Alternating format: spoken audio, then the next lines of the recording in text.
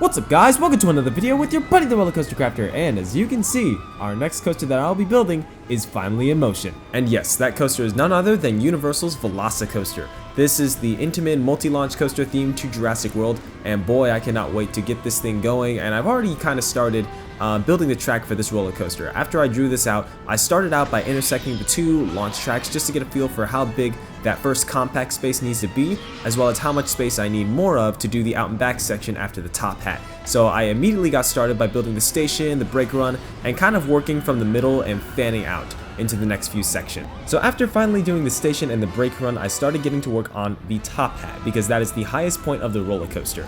And what I basically do after the highest point of the coaster is make everything directly proportionate to how it should be on the actual ride, by making the dive loops and everything else smaller than the highest point. I also got to work on coding, specifically first the launches, because that is the first part I need to make sure works before I do anything else for this roller coaster, and man does this thing fly.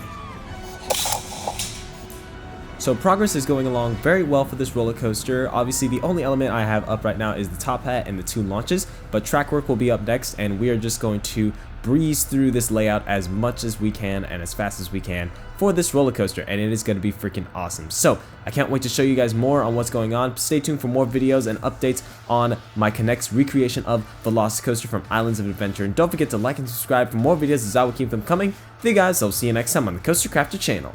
Peace!